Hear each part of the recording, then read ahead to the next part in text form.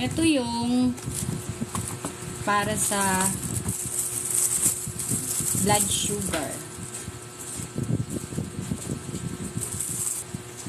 Nabili ko lang to din sa Shopee. Ito, best. Parang nasa 600 plus lang. Yan, best. Pero ano naman siya, accurate naman. And ito yung, ayan, yung pang lagayan ng needle.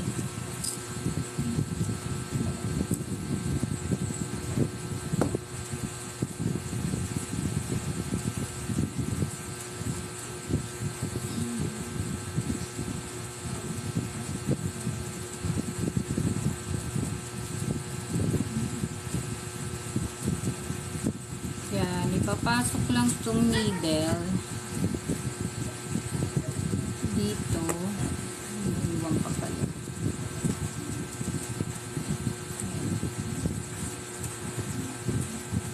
Yan, diretso lang.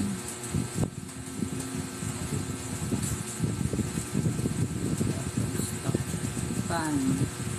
So, may number siya dito. 1, 2, 3, 4, 5. Ito yung mga number na to. Ito yung lalim ng pagkakatusok ng needle once na kinlik na natin itong kulay orange na to. Ito. So, ang ginagamit ko lagi is number 3 para yung sakto lang talaga siya na makakalabas yung blood. So, ready na to.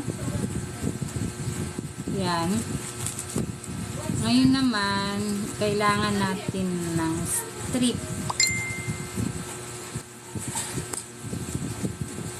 Come here. Yan, strip. So, dito lang natin siya ilalagay. Ito, itong may guhit na to. Itong may guhit na to, siya yung papasok natin dito. So, once na pinasok na to, ayan siya. Nag-iilaw kaso malabo na. Wait, kailangan palitan siya ng ayan. Naangat lang pala to. Gaano kabisado to eh. So, lalagyan muna natin ang battery. Sobrang malabo na siya. Yun. Nasa na yung takip niya? Nawala na. Ayan, mas malinaw.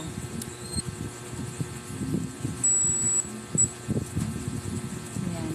Kapag in-insert na natin tong strip na to, may lalabas na code dito, 597. So, dapat same sila dito sa strip na to. 5, ito nakalagay siya, 597. Tapos ito, pinili, ayan, 597. Kailangan natin ng alcohol.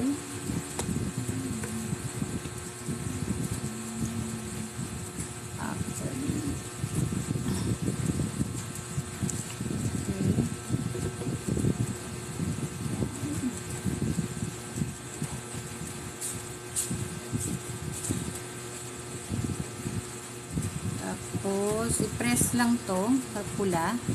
I think. Yun.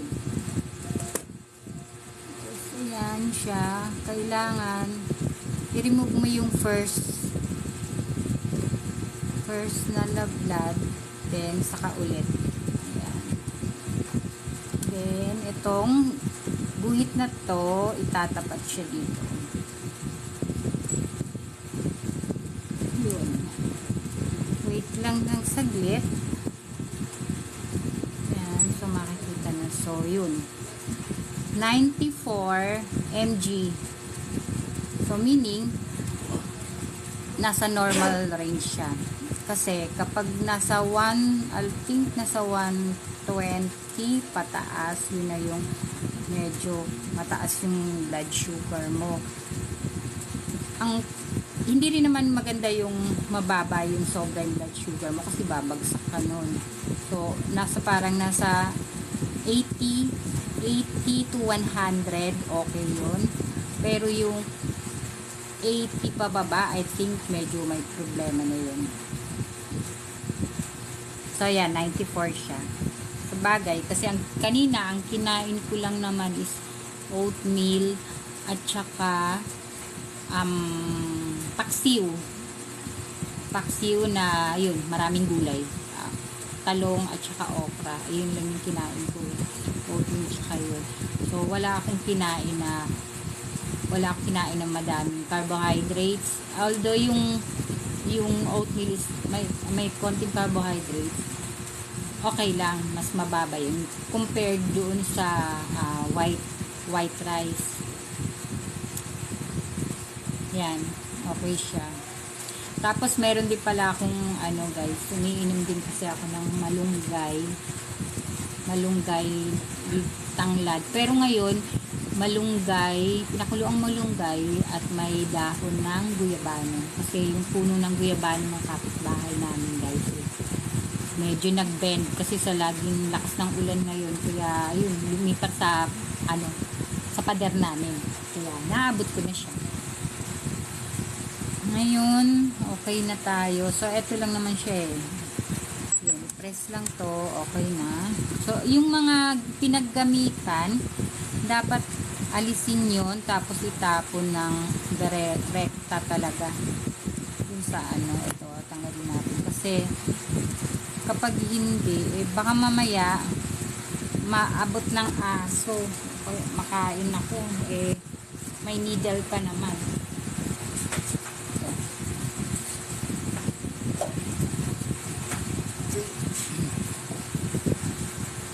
Ayan na. Ito, bumili talaga ako ng lagayan niya eh. Alam ko, ito, kasama na to sa nabili eh. Pero ito, ayun, binilang ko talaga siya para hindi mahirap. So, nag-BBP ako.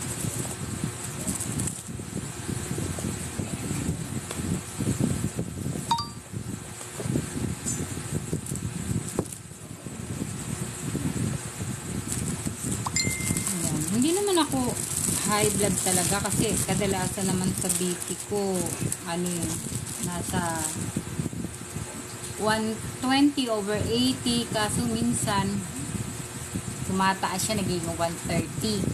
Sabi nila pag 130 daw boundary yun.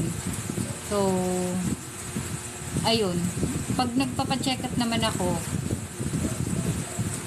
mababa na din siya agad eh, hindi na siya mataas. So ang nangyayari, hindi naman nagre-recommend yung doctor na mag-maintenance kasi nga mababa na nga siya. So ang nangyayari, kailangan nag-recommend pa sa akin na kailangan kong mag-monitor. So parang 2 weeks na nag-monitor ako everyday sa BP ko kung tumaas ba or bumaba ba siya.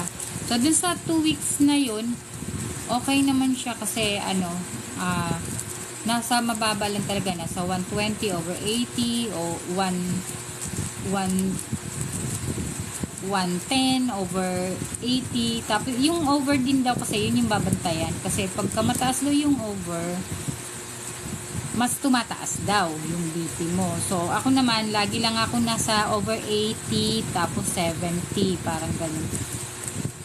Pero yung ko, kadalasan may 110, 120 or basta medyo mataas ng konti. Yun. So nung bumalik ako dun sa sa doctor ko, sabi niya, hindi niya ako i-recommend ng maintenance kasi nakita naman niya sa 2 linggo na yun, okay naman yung BP ko. So yun lang. Pero pa din ako na dapat may ganito sa bahay para every time na pag nakakaramdam ka na hindi okay sa katawan mo, at least na-check mo siya agad. Hindi yung lalabas ka pa or pupunta pa na Kaya yun, may ganito rin ako aside dun sa sa blood sugar ko. dapat may lalo na pag na may edad na, dapat conscious ka talaga sa nararamdaman mo. Hindi mo siya pwedeng baliwalain na okay naman ganito. Hindi kasi tumatanda na eh. Hindi na ganun kalakasan. Tapos yung immune system mo, hindi na rin siya ganun kalakas.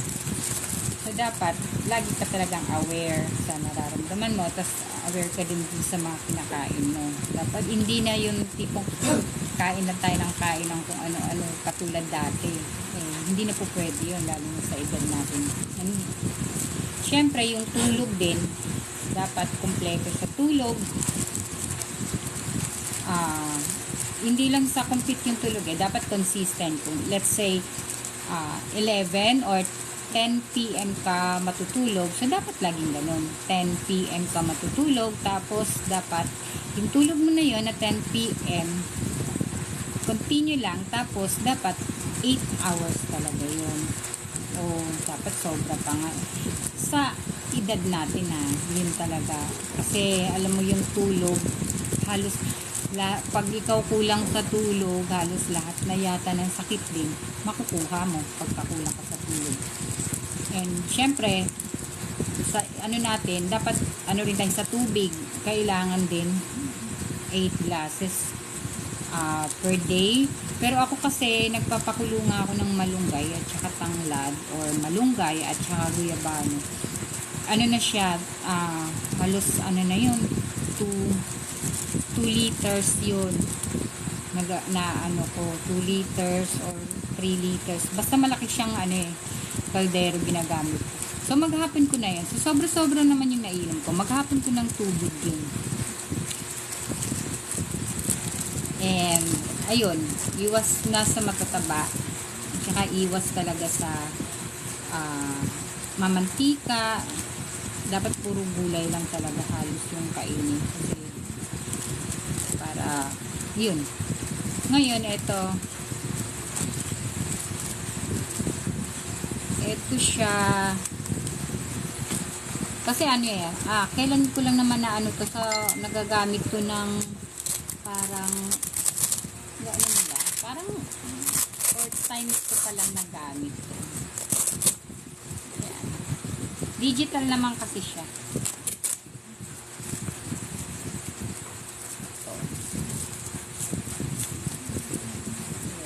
Start na agad natin doon. Attention please. Please keep silent as we... Stop. Yan. So, to, ipo-connect lang naman to.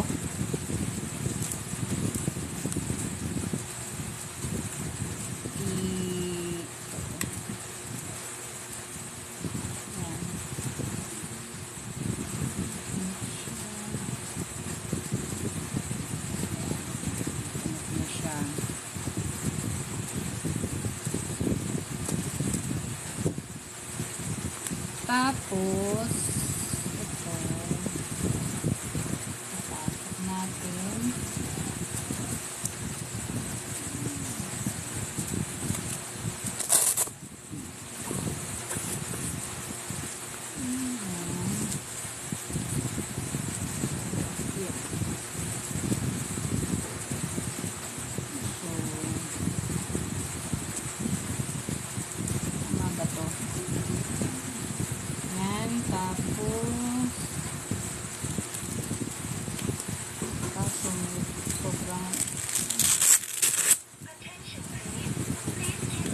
Wait.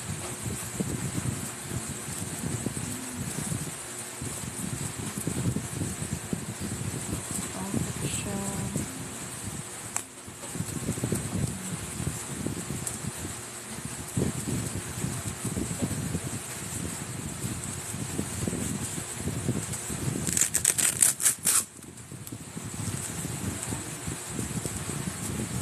Parang maluwag. Sakto lang siya. Yan. Start. Attention please. Please keep silent and relax. 154 Millimeter of mercury over 99. stomach pressure. So, mataas siya. 9. So, high. Wish you a good Sabi nila, pag ganito daw, digital, dapat daw inuulitan siya. So, dapat isa pa. Para ma-check natin kung okay siya talaga. Dun daw, mas accurate daw yung pangalawa. So, stop na. Start tayo ulit. stomach pressure. 125 millimeter of mercury over stomach 72. pressure 70 Nag-normal na siya. Tapos, guys, sa pangalawang try, dun daw talaga mas accurate compared dun sa una. So, dapat dalawang beses kang mag-BP nito. Dati, wala naman akong pakialam kung ano yung nangyayari sa akin. Kaya, dati lakas kong mag-yossi. Talagang nag-smoke ako. Halos sa isang araw nakakadalawang kaha ako ng sigarilyo. Tapos tuloy-tuloy yon simula nung nag-start kasi ako mag-smoke nung nung college ako, yun, patikim-tikim lang naman. Pero nung may work na ako, dun talaga ako nag-smoke hanggang tuloy-tuloy yun. So, hindi ko na siya pigilan, talagang yun. Kaso, nung dumating yung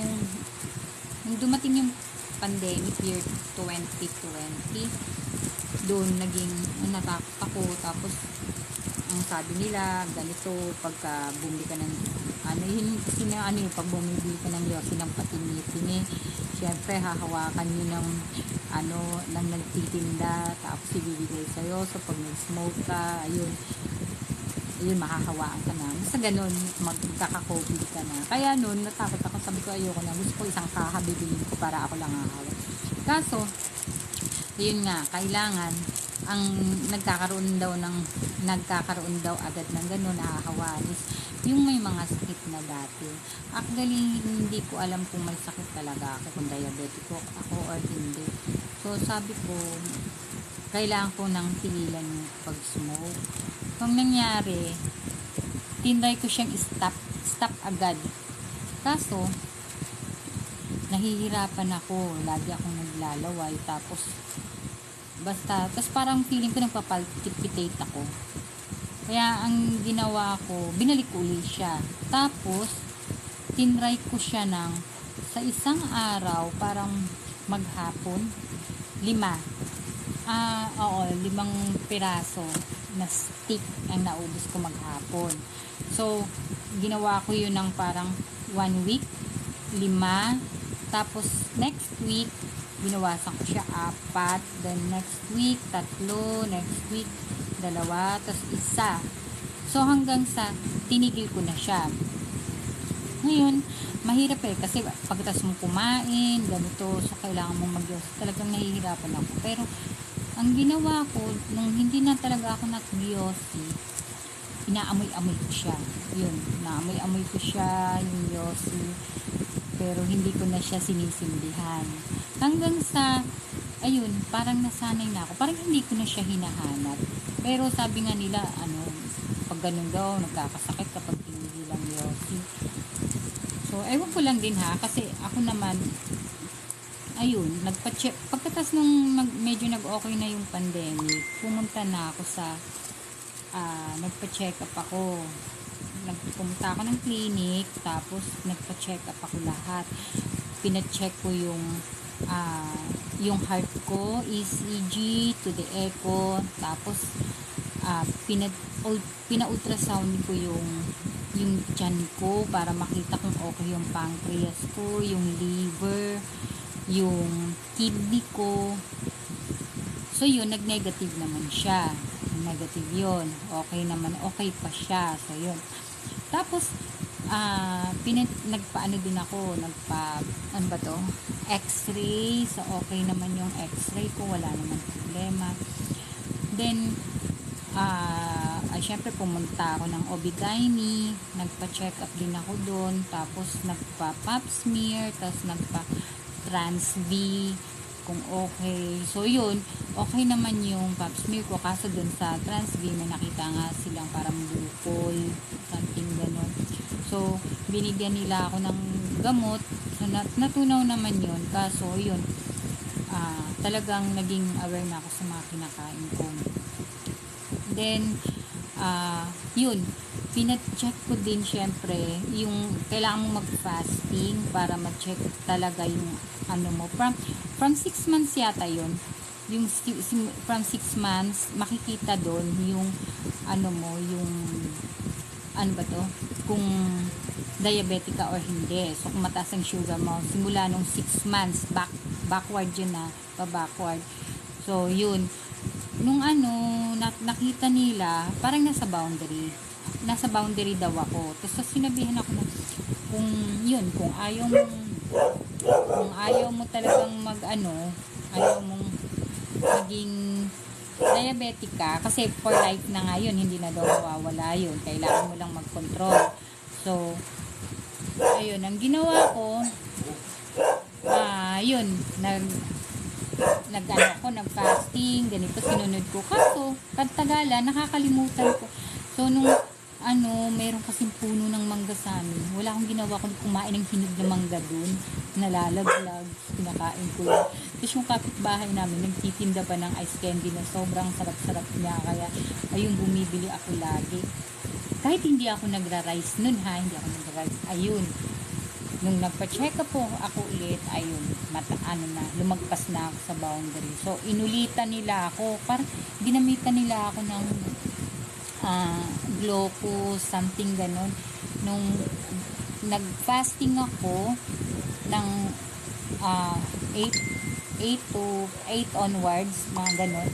Tapos nung kinuhanan ako ng dugo, pagkatas nun, pinainom nila ako ng 1 hour yun pagkatas nun, pinainom nila ako ng parang pan-check yun sugar siya, matamis, para i-check nila kung nabilis bang tumaas yung sugar mo kapag ininom mo yun. So isang bote yun, tapos masok-sok nga ako inubos ko yun. Sabi sa akin, huwag daw ako sumuka kasi babali, wala. So, ulit na naman. So, pagkatapos ko inumin yun, kailangan nilang kuhanan ako ulit ng dugo ng per hour, 3 beses. So, ibig sabihin yung sa pag-stay ko dun sa hospital, 4 na beses akong tinurukan kinuhanan ng dugo. So, dun sa 3 na yun, dun sa 3 kuha nila, after nung uminom nga ako nun, ayun, mataas siya, mabilis, ganun. So, dun na yung doctor ko na na-diagnose ako na talagang diabetic na ako. So, nangyari, binigyan niya ako ng maintenance. Kaso, kasi nga naririnig ko, like sinasabi nila na, wag kang iinom ng mga maintenance ng sugar kasi masisira daw yung kidney mo, masisira daw yung ganun, kasi daw yun, yung may formula o may daw sangkap yun na nakakasira ng kidney. So yun, natakot naman ako. So ang nangyari, hindi na ako uminom. Hindi ako uminom noon, yung binigay sa akin. So ang ginawa ko, instead na uminom noon, tinigil ko talaga lahat. Hindi na ako nag-rice, iniwasan ko yung matatamis, tapos puro gulay na siya, tapos tulog. So yung lifestyle ko, yun yung binago ko. Instead na mag-iinom ng mga gamot na yan, so yun yung lifestyle ko talaga yung binago ko. So, tapos yun nga, yung tubig ko is malunggay, tapos kasi ang malunggay guys is talaga nagpapababa din siya ng siya na pababain yung sugar mo. So yun naman, ayun, kaya ngayon, ayun, lagi ako nag-check ng sugar ko. Okay, nasa normal range siya lagi. So alam ko na diabetic talaga ako, so hindi na ako nagpabaya. Talagang nakabantay ako doon. And syempre, alam mo nyo naman, kasi mataas ang sugar mo, mahirap yun dahil lahat maapektuhan yung organ mo. Tataas ang BP mo, masisira kidney mo, tapos maapektuhan yung heart mo. O, lahat yun, tatamaan niya. Yun nga sabi nila, kapag nagka-diabetes ka at naging diabetic ka na raw, ay winner's take all yun. So, yun, lahat yun ang sakit na yung makukuha mo. Kapag ganong lagi kataas ang sugar mo. So, yun, kahit na meron kang ganon, kahit na diagnose ka na diabetic, hindi naman ibig sabihin na end of the world na yun. Kung kaya mong i-control yun, wala namang magiging problema. Basta yun lang, i-control mo lang talaga. Ayun, thank you sa panonood.